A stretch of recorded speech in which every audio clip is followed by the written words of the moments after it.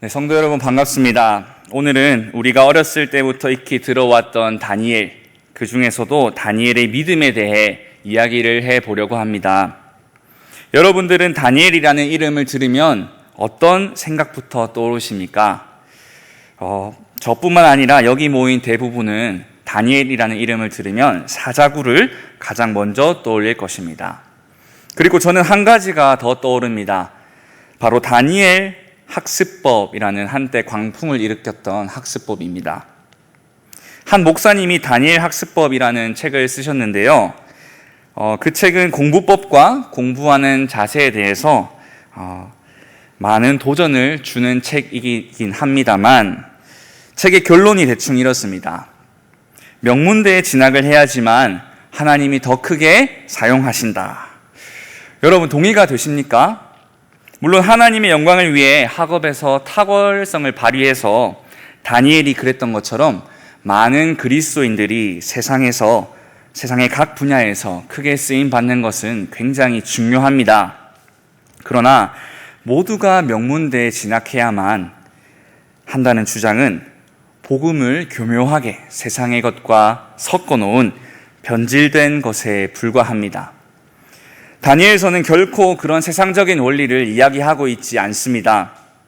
오히려 다니엘서는 특히 오늘 우리가 읽은 이 본문 말씀은 자신의 탁월성과는 상관없이 하나님만을 섬기려는 다니엘을 통해 세상을 이기는 믿음이 무엇인지를 보여주고 있는 것이 바로 다니엘서입니다. 목숨 걸고 기도할 수밖에 없는 그의 믿음이 어디서 비롯되는 것인지를 말하는 성경이 바로 다니엘서라는 것입니다. 다니엘은 세상에 굴복하지 않는 믿음, 즉 세상을 이기는 믿음을 가진 사람이었습니다. 그리고 성경은 바로 다니엘의 이 믿음에 초점을 맞추고 있습니다. 오늘 말씀을 통해 우리 모두 다니엘처럼 세상을 이기는 믿음으로 세상을 살아가는 그리스도인들이 되기를 주님의 이름으로 기도합니다. 먼저 우리는 다니엘을 통해 세상을 이기는 믿음이 이미 우리에게 주어졌다는 것을 알 수 있습니다. 오늘 본문 앞의 상황은 우리가 잘 아는 내용입니다. 나라와 통치자가 바뀌었지만 계속해서 총리직을 유지하는 다니엘을 향해 다른 총리들과 고관들은 질투와 시기에 사로잡혀서 그를 제거할 계획을 세웁니다.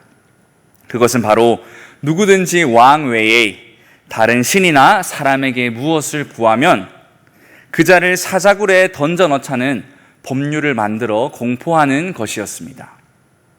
어리석게도 다리오 왕은 왕의 구색을 맞추어주는 그들의 제안에 30일밖에 유효하지 않은 그 조서에다가 도장을 찍고 말았습니다. 이처럼 다니엘을 둘러싼 세상은 그를 위협하며 점점 좁혀져 들어오고 있었습니다.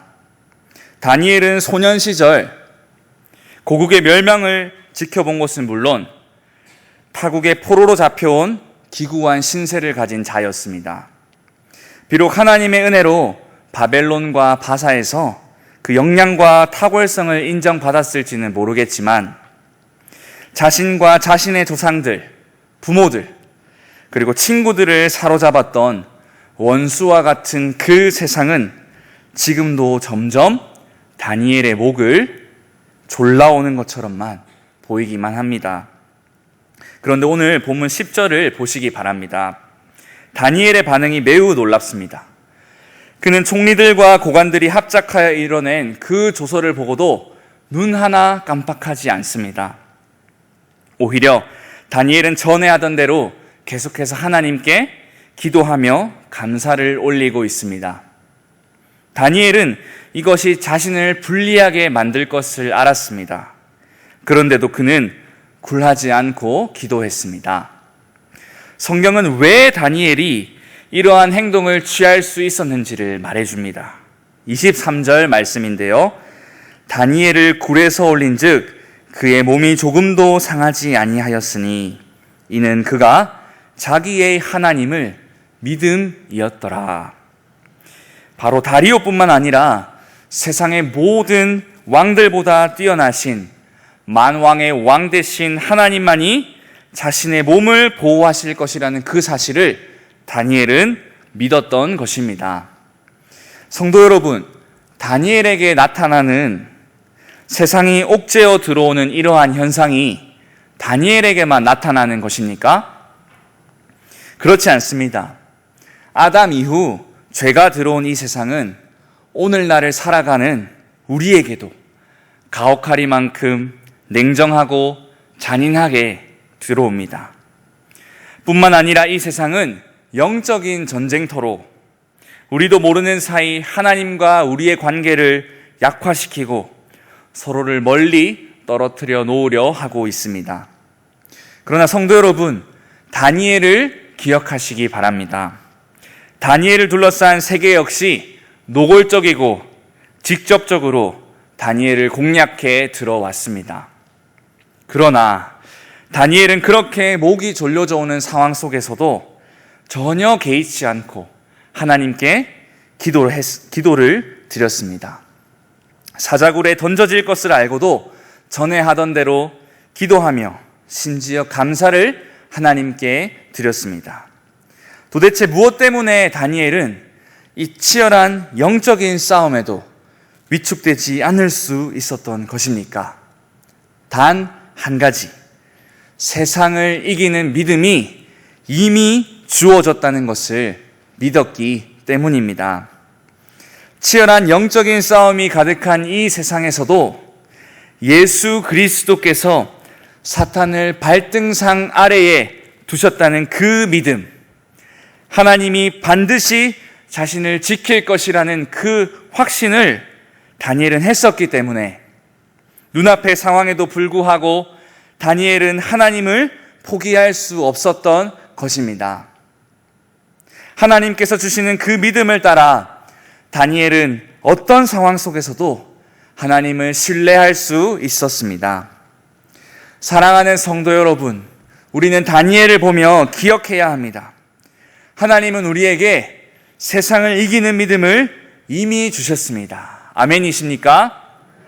우리가 할 일은 바로 하나님께서 이미 성취하시고 약속하신 그 믿음을 따라 세상 속에서도 하나님을 온전히 신뢰하며 나아가는 것입니다.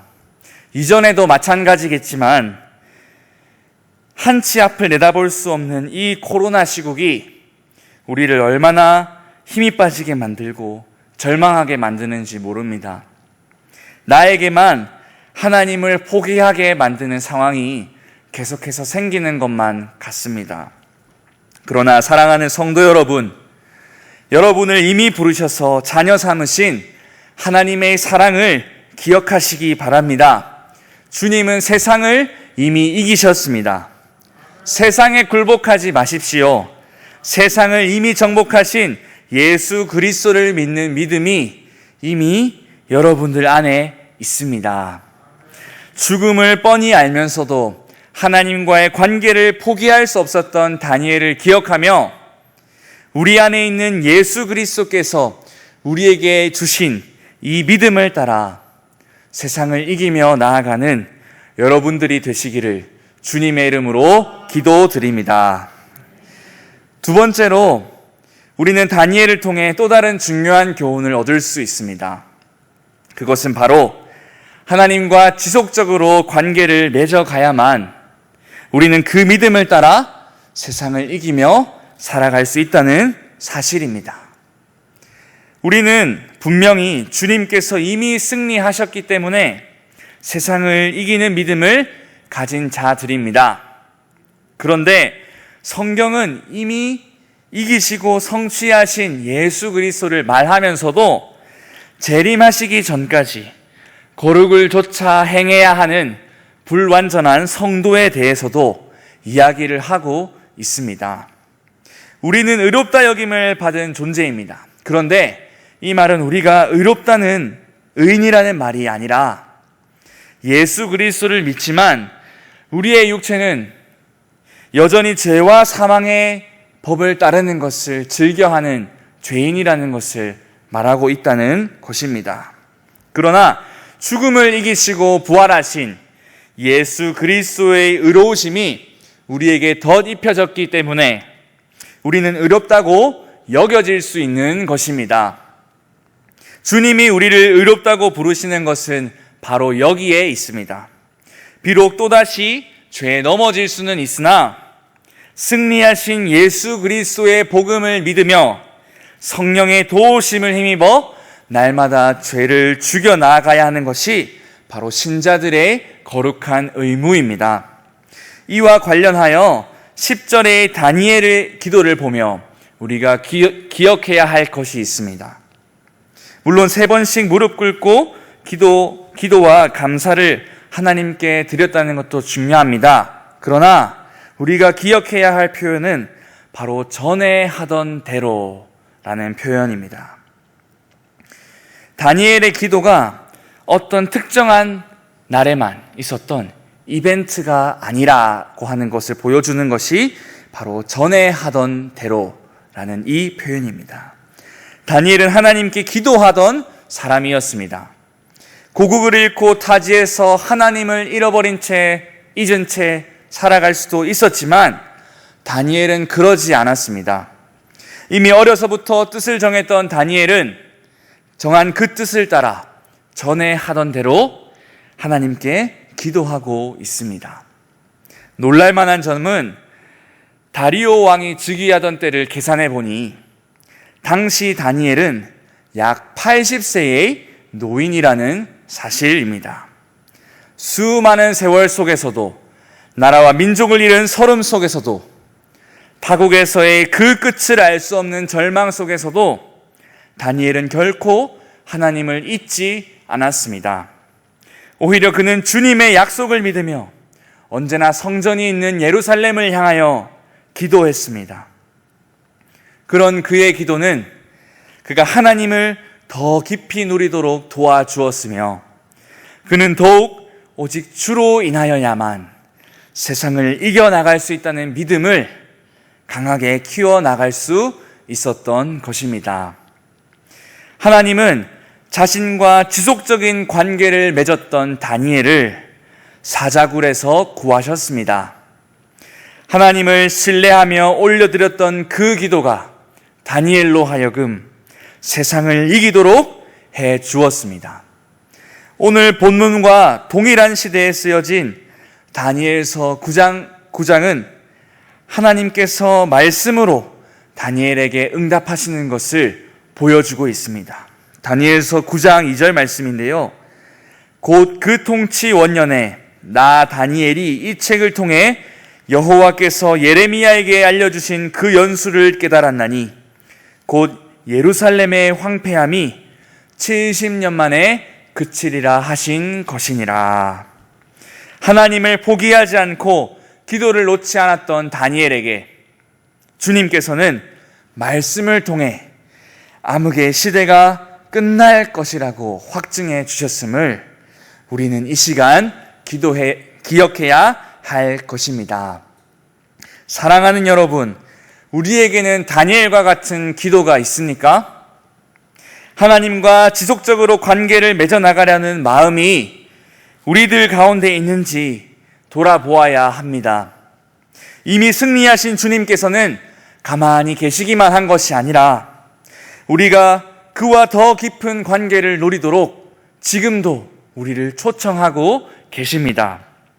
하나님은 지금도 그리고 영원토록 우리가 말씀과 기도로 더욱 하나님을 알며 그 하나님의 은혜를 온전히 누리며 살아가기를 원하시는 분이심을 우리가 기억했으면 좋겠습니다. 우리는 성도로 부르심을 받았습니다. 그리고 이미 거룩해진 것 또한 주님께 약속받았습니다. 이미 세상을 이긴 믿음이 우리 안에 계신 것을 여러분들이 믿으십니까? 그렇다면 이제는 우리가 성령님을 의지하여 하나님 앞에서 기도하는 가운데 하나님과의 깊고 지속적인 관계로 나아가야 합니다. 다니엘이 하나님과의 지속적인 관계를 통하여 노년에도 타국에서 주님이 주시는 위로를 누리며 고국의 회복의 약속을 말씀을 통해 받은 것과 같이 세상을 이기는 믿음을 기도로 풍성히 누리며 살아가는 여기 모인 저와 여러분이 되기를 주님의 이름으로 간절히 기도합니다. 결국 우리에게 필요한 것은 기도입니다. 다니엘은 기도의 사람이었습니다. 그저 자신에게 위험이 닥쳤을 때만 기도하던 사람이 아니었습니다. 80평생 전에 하던 대로 기도하던 기도의 사람이었습니다. 주님은 그런 다니엘의 기도를 외면치 않으셨습니다. 비록 세월이 많이 흘렀지만 주님은 다니엘의 기도에 응답하시는 자비로우신 하나님이셨습니다. 바로 그 주님께서 이 밤에 저와 여러분의 기도 소리를 듣기 원하십니다. 세상에 이리 치이고 저리 치여 낙심하고 또 우리의 기도에 응답하지 않으시는 하나님께 실망한 우리에게 하나님께서는 이미 세상을 이기는 믿음을 우리에게 주셨고 비록 지금은 그 응답이 없을지라도 우리의 기도를 듣고 계시는 분이시라는 것을 우리 모두 기억하며 믿고 신뢰하며 나아가는 이 밤이 되었으면 좋겠습니다. 바로 그 아버지 하나님께서 지금 이 시간 기도를 통해 우리가 그분께 더 가까이 나아오기를 원하시고 계십니다. 말씀을 맺겠습니다. 사랑하는 성도 여러분, 다니엘과 마찬가지로 우리 또한 세상을 이기는 믿음을 이미 소유한 자들임을 결코 잊지 마시기를 바랍니다. 뿐만 아니라 우리에게 필요한 것은 더욱더 깊은 기도라는 것을 잊지 마시기를 당부드립니다. 다니엘과 같은 기도로 하나님과의 지속적이며 더욱 친밀한 관계를 쌓고 하나님을 누리며 세상에 굴복하지 않고 세상을 이기는 믿음을 가지고 살아가는 저와 여러분이 되시기를 주님의 이름으로 간절히 기도드립니다.